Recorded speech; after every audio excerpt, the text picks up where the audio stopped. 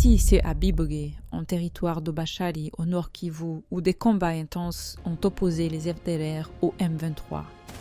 Polyscoop a mené une enquête pour comprendre ce qui s'est passé. Ce qui s'est passé dernièrement à Masisi n'est pas un épisode de plus dans une guerre lointaine et confuse. C'est la mise à nu d'une réalité que Kinshasa s'efforce de cacher. Imaginez si aujourd'hui, au cœur de l'Europe, il existait encore un groupe armé nazi ayant pris part à la Shoah. Imaginez si ces commandants étaient libres, ces combattants tenant un territoire dans un pays européen. Imaginez maintenant que l'armée nationale de ce pays, au lieu de détruire ce groupe, l'arme, les provisionne et combat à ses côtés. Les gros titres ne s'arrêteraient jamais. Il y aurait des sommets, des sanctions, des attaques coordonnées. Et ce soir donc, des nouvelles explosions entendues dans le ciel. Dépasser maintenant cette réalité vers un petit pays d'Afrique centrale. Et le monde trouve cela normal. Le FDLR opérant en RDC n'est pas un simple groupe armé, c'est une organisation fondée par les auteurs du génocide perpétré contre les Tutsis au Rwanda en 1994.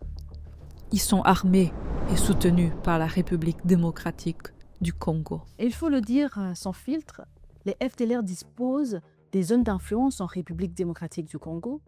Elles contrôlent des territoires. Bibougué, Bulende, ce ne sont pas des noms choisis au hasard.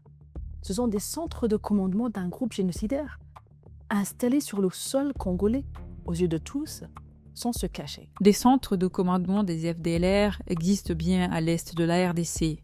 À titre d'exemple, le récent article du média d'investigation Africa Intelligence fait état de révélations concernant le général Pacifique Nabongoka, connu sous le nom de Méga, et ses opérations dans le territoire de Masisi. L'article mentionne aussi le soutien du général-major Jacques Nduru Tchaligonza, chargé des opérations et du renseignement au sein des FARDC. Ce groupe génocidaire poursuit aujourd'hui ses attaques dans les zones sous contrôle du M23 dans le but de tromper les autorités américaines et de faire croire que les FDLR ne seraient pas présentes dans les secteurs relevant du gouvernement. À Bibougué, les forces de la SM-23 ont affronté les FDLR et leurs alliés et leur ont infligé des pertes.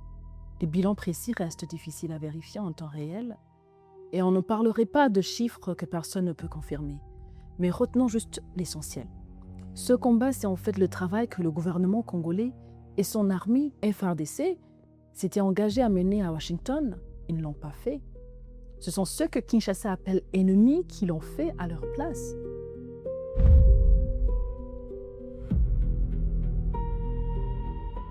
The DRC military for its part has reportedly continued collaboration with the Democratic Forces for the Liberation of Rwanda, a militia founded by the leaders of the 1994 Rwanda genocide in contravention of the Accords. Et que l'on ne vienne pas dire que les FDLR sont une fiction.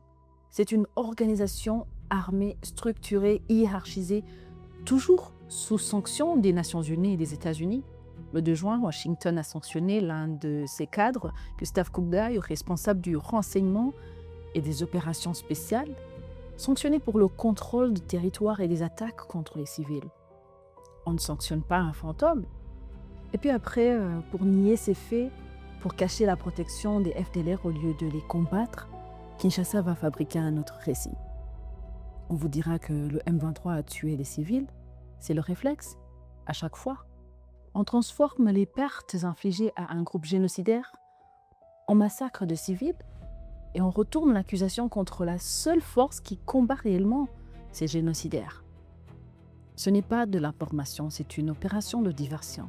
Car tant que ce mensonge tiendra entre les accords signés à Washington et les armes qui parlent à Bibougué, rien ne changera. Et ce ne sont pas les communiqués qui en paieront le prix, ce sont les civils.